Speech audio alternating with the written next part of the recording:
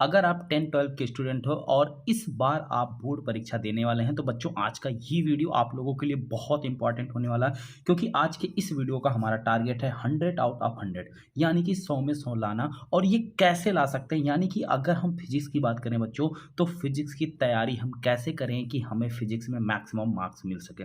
सबसे पहले बेटा, जहां भी फिजिक्स की तैयारी की बात आती है तुरंत हमारे दिमाग में एक डायग्राम बनता है कि फिजिक्स में जो है जो 100 नंबर का पूरा पेपर होता है वो दो पार्ट में डिवाइड होता है। एक 70 नंबर का थ्योरी पार्ट और दूसरा जो है 30 नंबर का प्रैक्टिकल पार्ट। ठीक है, तो प्रैक्टिकल पार्ट तो आप सभी लोगों के स्कूल के ऊपर डिपेंड है, स्कूल में कितना मार्क्स आपको मिलता है कितना नहीं।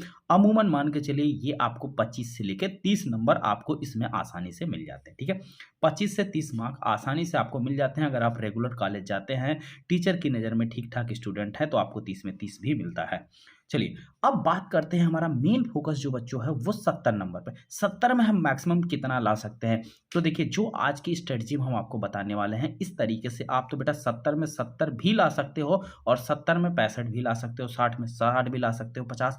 ये आपके ऊपर डिपेंड है कि आप कितना ला सकते हो। जिस हिसाब से हम आपको बता रहे हैं, अगर आप इस हिसाब से तैयारी करते हैं तो आप 65 प्लस आपका कहीं नहीं गया आसानी से। सबसे पहले बेटा आपको एक चीज मैं क्लियर कर दूं कि पेपर में क्या आएगा। सबसे मन बड़ा सवाल मन में यही रहता है कि अगर हम बोर्ड परीक्षा में सम्मिलित होने वाले हैं तो सबसे बड़ा डर यही रहता है कि पेपर में क्या आएगा, किस टॉपिक से आएगा, इस टॉपिक को हम तैयार कैसे करें और 95 प्लस हम कैसे ला सकते हैं। सबसे इंपॉर्टेंट बात बेटा, सब कुछ आज के सिर्फ एक वीडियो में मैं आपको बताने वाला हूं।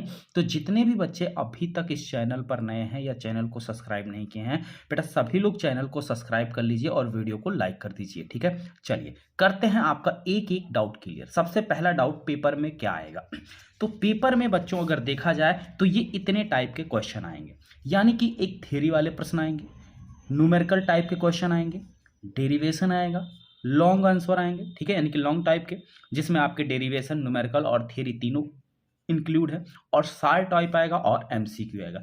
6 क्वेश्चन आपके एमसीक्यू रहेंगे, यानी कि बहुविकल्पी। ठीक, अब सबसे बड़ी बात ये कि पहला चीज तो ये क्लियर हुआ कि पेपर में क्या क्या आएगा, यानी कि पेपर में इतने टाइप के बेटा प्रश्न आएंगे। ठीक, अब ये प्रश्न किस टॉपिक से आएंगे, किस टॉपिक से आएंगे, तो ये एक चीज मैं क्लियर करने वाला हूं। तो जो भी बच्चे हैं कॉपी पेन लेके बेटा ये टॉपिक नोट कर लो, क्योंकि फिजिक्स के पूरे पेपर ठीक है इसी टॉपिक से पूछे जाते हैं। वो चाहे आप प्रीवियस ईयर के 2-3 साल के पेपर उठा के भी चेक कर लेना। जो जो टॉपिक मैं आपको बताने वाला हूं, पेपर पूरा इसी टॉपिक से बना हुआ है। ठीक है, तो अगर ये टॉपिक जो आज हम आपको बता रहे हैं, अगर आप बेटा तैयार कर लेते हैं तो आपको मैक्सिमम अंक पाने से कोई नहीं रोक सकता। यानी कि 70 में आप 70 में 70 भी पा सकते हैं, 65 भी पा सकते हैं। ठीक है, अगर आप कोई टॉपिक मिस करेंगे तो नंबर आपका कट सकता है, और अगर सारे टॉपिक तैयार करेंगे। चलिए अब देखते हैं कौन कौन से वो टॉपिक है। देखिए, सबसे पहले यहां पे आपके हम पूरे बुक के एक एक टॉपिक को लिख लिए हैं, टॉपिक को हमने सेलेक्ट कर लिया है, बस आपको हम समझाते चल रहे हैं। ठीक है, ये 70 नंबर का पूरा है। अब ये 70 नंबर की जो चीजें आई, सबसे पहला जो चैप्टर है आपका वैद्युत आवेश तथा क्षेत्र। यहां पे बेटा वैद्युत आवेश से रिलेटेड क्वेश्चन, आवेश के क्वांटीकरण से एक न्यूमेरिकल हर साल आपके बोर्ड एग्जाम में आता ही आता है। ठीक है, आवेश संरक्षण के सिद्धांत से कभी कभी क्वेश्चन पूछे गए हैं, लेकिन इससे ज्यादा क्वेश्चन पूछे जाते हैं। वैद्युत क्षेत्र, यहां से बेटा बहुत इंपॉर्टेंट क्वेश्चन बनता है, हर साल इस टॉपिक से क्वेश्चन बनता है। कूलाम का नियम, यहां से भी क्वेश्चन बनता ही बनता है। वैद्युत द्विध्रुव में द्विध्रुव आघूर्ण क्या है, द्विध्रुव पर कार्य करने वाला बलयुग्म आघूर्ण क्या है, वैद्युत द्विध्रुव की अक्षीय स्थिति और निरक्षीय स्थिति में वैद्युत क्षेत्र की तीव्रता। अक्षीय स्थिति में तीव्रता बच्चों कितनी होती है, equal to 1/4 pi epsilon naught 2p upon R cube, 2p upon R cube. वहीं अगर निरक्षीय स्थिति की बात की जाए तो क्या होता है, 1/4 pi epsilon naught p by R cube. ठीक है, p अपान आर क्यूब। तो ये अक्षीय और निरक्षीय स्थिति में वैद्युत क्षेत्र की तीव्रता होती है। ये प्रूफ जो है आपसे पूछा जाता है। और सबसे इंपॉर्टेंट, आप 1 स्टार 2 स्टार जितना भी स्टार बनाना चाहे बना सकते हैं। ये गॉस की प्रमेय और इसका अनुप्रयोग, गॉस की प्रमेय और इसके अनुप्रयोग, यानी कि 2 ही अनुप्रयोग हमें तैयार करने हैं। पहला अनुप्रयोग हमें यह तैयार करना है कि अनंत लंबाई के एक समान आवेशित सीधे तार के कारण वैद्युत क्षेत्र तीव्रता, यानी E बराबर क्या, 1/2 pi epsilon naught lambda by R. ठीक है, लैम्डा अपान आर, ये एक फार्मूला प्रूव करने के लिए पूछा जाता है। और दूसरा जो है अनंत विस्तार की समतल चादर के कारण वैद्युत क्षेत्र की तीव्रता E equal to sigma upon 2 epsilon naught. बेटा ये जितने भी टॉपिक मैं आपको बता रहा हूं, अगर ये सारे टॉपिक आप तैयार करते हैं तो आपका बोर्ड एग्जाम में 70 में 65 नंबर बेटा कहीं नहीं गया, आप आराम से स्कोर कर सकते हैं। चलिए आगे बढ़ते हैं अगले टॉपिक के साथ। वैद्युत विभव। वैद्युत विभव क्या चीज है? ठीक, द्विध्रुव के कारण अक्षीय व निरक्षीय स्थिति में वैद्युत विभव, यहाँ पे निरक्षीय स्थिति में तो वैद्युत विभव 0 होता है, लेकिन अक्षीय स्थिति में वैद्युत विभव होता है। विभव प्रवणता तथा वैद्युत क्षेत्र की तीव्रता में संबंध। विभव प्रवणता और वैद्युत क्षेत्र की तीव्रता में संबंध। बिंदु आवेशों के निकाय की वैद्युत स्थितिज ऊर्जा कितनी होती है? एक समान वैद्युत क्षेत्र में द्विध्रुव को घुमाने में किया गया कार्य, ठीक है, यानी कि अगर कोई आपका एक समान वैद्युत क्षेत्र इस प्रकार से, इसके अंदर कोई अगर हमारा वैद्युत द्विध्रुव रखा गया है, इसको हम ऐसे 0 से थीटा कोण या किसी भी कोण पर घुमाने में कितना कार्य करना पड़ता है, ये चीज जो है आपसे पूछा जाता है। ठीक है, 1 माइनस पी कॉस थीटा। चलिए अगला, वैद्युत द्विध्रुव की स्थितिज ऊर्जा। तो वैद्युत द्विध्रुव की स्थितिज ऊर्जा कितनी होती है, ये भी आपसे पूछा जाता है। समांतर प्लेट संधारित्र की धारिता यानी C equal to K epsilon naught A upon D, K epsilon naught A upon D, इसका भी प्रूफ आपसे पूछा जाता है। जहां पे डी क्या है, अगर ये कोई समांतर प्लेट है, ठीक, तो इसके प्लेटों के बीच की जो दूरी होती है इसी को हम डी बोलते हैं। और जो ए है ये प्लेट का क्षेत्रफल है, प्लेट का क्षेत्रफल है। और के जो है इन प्लेटों के बीच भरा हुआ परावैद्युत माध्यम का परावैद्युतांक होता है। ठीक है, क्लियर है यहां तक? चलिए अगला टॉपिक देखिए बेटा।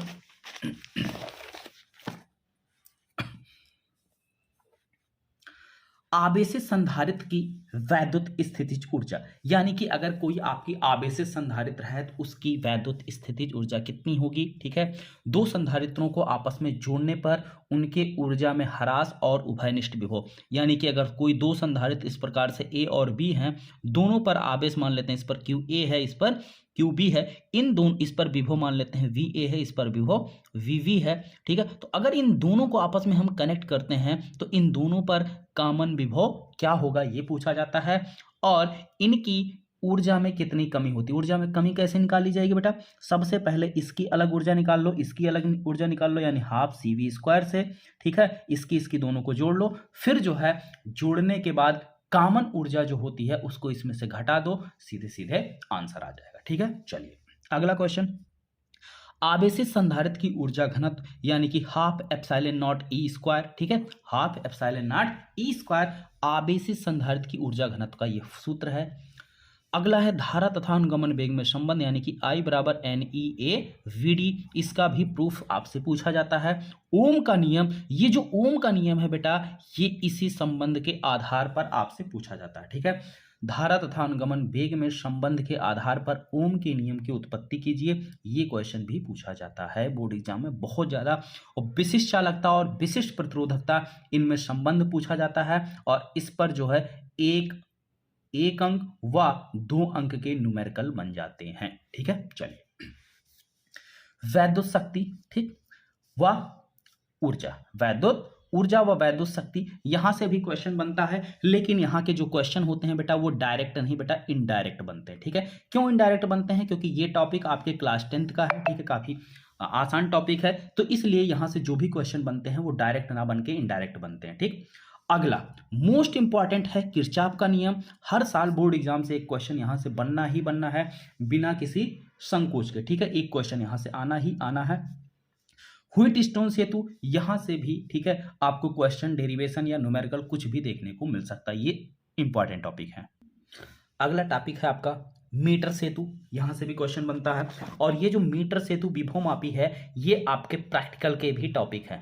व्हीटस्टोन सेतु, मीटर सेतु, विभवमापी, ये आपके प्रैक्टिकल के भी टॉपिक हैं। बायो-सेवर्ट का नियम बहुत इंपॉर्टेंट है। एप्सिलॉन नॉट व म्यू नॉट में संबंध।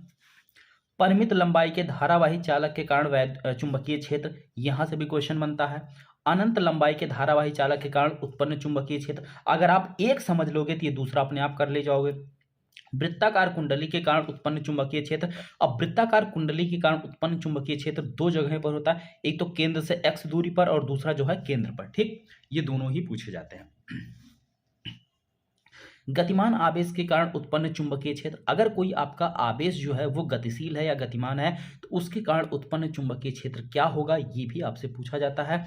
और अगला पॉइंट है कि परनलिका के भीतर यानी कि म्यू नॉट एन आई, ये परनलिका के भीतर उत्पन्न चुंबकीय क्षेत्र होता है, जो कि बहुत आसान है। ये सीधे सीधे जो है एम्पियर के परपथीय नियम से ये जो है आपका कंप्लीट हो जाएगा। ठीक है, चलिए, तो इसके लिए एम्पियर का परपथीय नियम बेटा हो जाता है यहाँ पे आपका इंपॉर्टेंट। ठीक है, एम्पियर का परपथीय नियम, जिस प्रकार से स्थिर वैद्युतिकी में क्या है गॉस का नियम है, उसी प्रकार से जो है चुंबकीय क्षेत्र में क्या है एम्पियर का परपथीय नियम है, दोनों बिल्कुल सेम है। अगला है गतिमान आवेश पर लगने वाला चुंबकीय बल। एक समान चुंबकीय क्षेत्र में गतिमान आवेश का पथ की त्रिज्या, आवेशित कण का परिक्रमण काल और साथ ही साथ फ्रीक्वेंसी यानी कि आवृत्ति क्या होगी। ठीक है, और देखिए यहां से एक क्वेश्चन जो है धारामापी का एक ये सूत्र है जहां से एक क्वेश्चन बन जाता है। ठीक है, और ये फार्मूला याद रखेंगे तो क्वेश्चन आप आसानी से कर ले जाएंगे। ठीक है, यहां से एक क्वेश्चन जो है न्यूमेरिकल बनता है। अगला टॉपिक है बेटा नति कोण, नमन कोण और दिक्पात का कोण। ठीक, यहां से तीनों में से कोई ना कोई एक, किसी न किसी एक का परिभाषा पूछ लेता है और यहां से आपको न्यूमेरिकल देखने को मिल जाएंगे 3 अंक के। ठीक है, यहां से आपको 3 अंक का न्यूमेरिकल देखने को मिल जाएगा पृथ्वी के चुंबकीय क्षेत्र के घटक। ठीक है, अब इसमें क्षैतिज घटक और ऊर्ध्वाधर 2 घटक होते हैं। इनके आधार पर हमें नति कोण, नमन कोण का मान भी पूछ लिया जाता है या संपूर्ण चुंबकीय क्षेत्र की तीव्रता भी पूछी जाती है। अगला है चुंबकीय फ्लक्स, प्रेरित विद्युत वाहक बल व प्रेरित धारा। देखो बेटा, जितने भी बच्चे इस वीडियो को देख रहे हैं, वीडियो को आप पूरा देखिएगा और जितने भी टॉपिक हम आपको बता रहे हैं, ये टॉपिक अगर आप तैयार रखेंगे तो आपका बेटा पेपर 100% कंप्लीट होगा, एक भी क्वेश्चन आपका छूटेगा नहीं, इस बात की गारंटी है। चलिए, वैद्युत चुंबकीय प्रेरण, एक समान चुंबकीय क्षेत्र में गतिमान चालक में प्रेरित विभवांतर, स्वप्रेरण गुणांक और स्वप्रेरण कुंडली का स्वप्रेरण गुणांक, परिनलिका का स्वप्रेरकत्व कितना होता है, समतल वृत्ताकार कुंडली का स्वप्रेरकत्व कितना होता है, 2 समतल कुंडलियों के बीच अन्योन प्रेरण गुणांक क्या होता है, ये बहुत पूछता है। ठीक है, 2 समतल कुंडलियों के बीच। अगला है सम अक्षीय परिनलिकाओं के बीच अन्योन प्रेरकत्व और प्रत्यावर्ती धारा का वर्ग माध्य मूल मान, 1 अंक का बिल्कुल फार्मूला बेस्ड न्यूमेरिकल यहां से पूछा जाता है। और साथ साथ जिस प्रकार से प्रत्यावर्ती धारा का वर्ग माध्य मूल मान पूछा जाता है, उसी प्रकार से प्रत्यावर्ती विभव का भी वर्ग माध्य मूल मान पूछा जाता है। शुद्ध ओमीय परिपथ, शुद्ध प्रेरकत्व परिपथ, शुद्ध धारिता वाले परिपथ, और इसमें से बेटा आपका LCR, और LCR में सबसे ज्यादा अनुनाद की स्थिति और अनुनादी आवृत्ति आपसे पूछी जाती है, अनुनादी आवृत्ति। ठीक है, ये सारे चीजें जो है आपसे एग्जाम में पूछा जाता है, जो कि बहुत ज्यादा इंपॉर्टेंट होता है।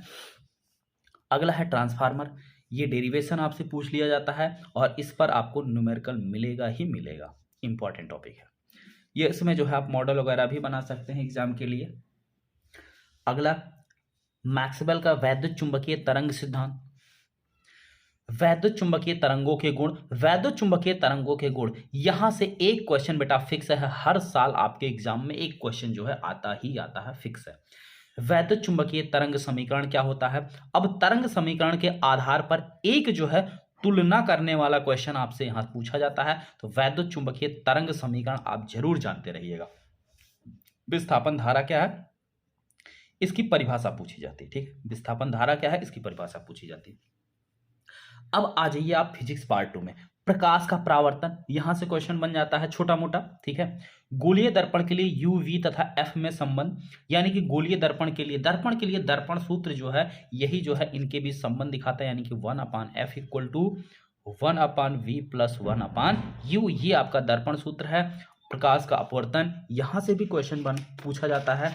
रेखीय आवर्धन क्या है, यहां से भी बेटा न्यूमेरिकल में रेखीय आवर्धन का सहारा लिया जाता है, डायरेक्ट रेखीय आवर्धन पर क्वेश्चन नहीं रहता। ठीक है, इस पर डायरेक्ट क्वेश्चन नहीं रहता, इनडायरेक्ट क्वेश्चन रहता। लेकिन अपवर्तनांक तथा प्रकाश की चाल में संबंध, इस पर डायरेक्ट क्वेश्चन आपसे पूछे जाएंगे। और ये तो बहुत इंपॉर्टेंट है, गोलीय अवतल तथा उत्तल पृष्ठ पर अपवर्तन का सूत्र, जो कि बहुत ज्यादा इंपॉर्टेंट है। पतले लेंस के लिए अपवर्तन का सूत्र, अगर कोई लेंस पतला लेंस है तो उसके लिए, और इसी को बेटा लेंस मेकर सूत्र के नाम से जानते हैं, लेंस मेकर सूत्र। ठीक है, यूपी बोर्ड में काफी ज्यादा फेमस फार्मूला है लेंस मेकर सूत्र। पूर्ण आंतरिक परावर्तन, प्रिज्म, प्रिज्म का जो अपवर्तनांक वाला सूत्र है, यहां से बेटा चाहे क्वेश्चन आपको मिल जाएगा या फिर जो है इस पर रिलेटेड जो है आपको यही डेरिवेशन आपसे एग्जाम में पूछ लिया जाएगा, ये भी बहुत ज्यादा इंपॉर्टेंट है। अगला है वर्ण विक्षेपण क्षमता, यहां से भी क्वेश्चन पूछा जाता है। सूक्ष्मदर्शी तथा दूरदर्शी, सूक्ष्मदर्शी क्या है, दूरदर्शी क्या है, ठीक है, इसकी आवर्धन क्षमता जो है निकालने के लिए आपसे पूछा जाता है, ये भी बहुत ज्यादा इंपॉर्टेंट है। हाइगन्स का तरंग सिद्धांत क्या है, हाइगन्स का तरंग और हाइगन्स के द्वितीयक तरंगों के सिद्धांत के आधार पर परावर्तन तथा अपवर्तन की व्याख्या, व्यतिकरण, यंग का प्रयोग, फ्रिंज की चौड़ाई के लिए व्यंजक, यानी कि फ्रिंज की चौड़ाई जो दीप्त अथवा अदीप्त फ्रिंज होती है जो कि एंग का प्रयोग है, इसके लिए आपसे व्यंजक पूछता है।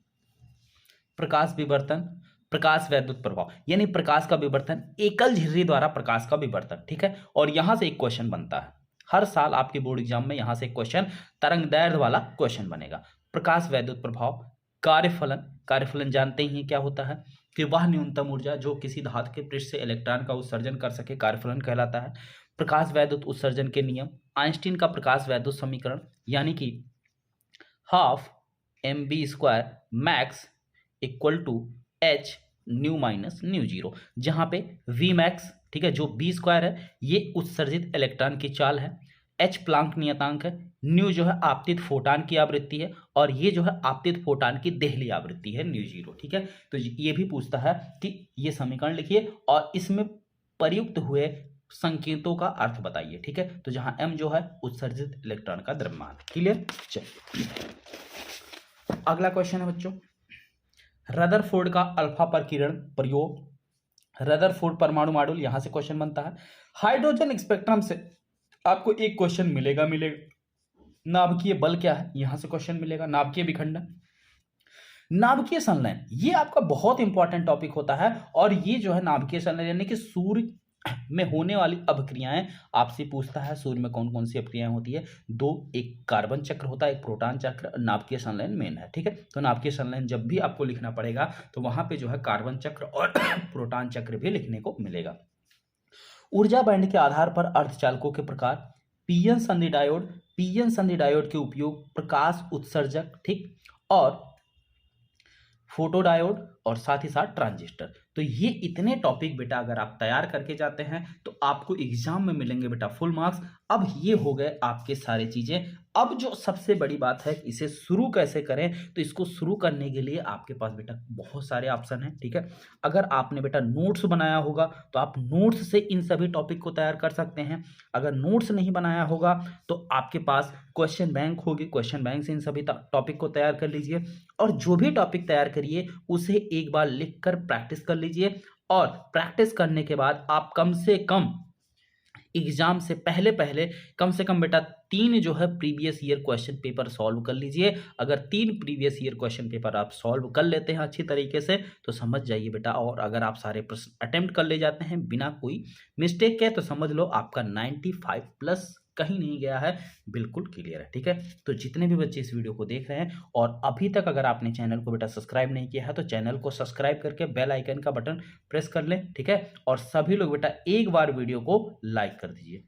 थैंक यू, मिलते हैं बेटा नेक्स्ट वीडियो में। आज के लिए इतना ही, ओके, थैंक यू। और साथ ही साथ आपको जहां भी समस्या हो या जिस भी पॉइंट में समस्या हो, हम आपको जो है ऐसे टॉपिक वाइज वीडियो बना के क्लियर कर देंगे। और कल बच्चों हम आपको वीडियो प्रोवाइड करेंगे मैथ पर। ठीक है, यानी मैथ में हम 100 आउट ऑफ 100 कैसे ला सकते हैं, जो कि बहुत आसान है। अगर आप सारे प्रश्न सही करते हैं तो 100 नंबर आपके कहीं नहीं गए हैं मैथ में। ठीक है, और मैथ में कहाँ से क्वेश्चन बनते हैं, किस टॉपिक से बनते हैं, वो भी कल मैं आपको टॉपिक वाइज बताऊंगा। Okay, thank you.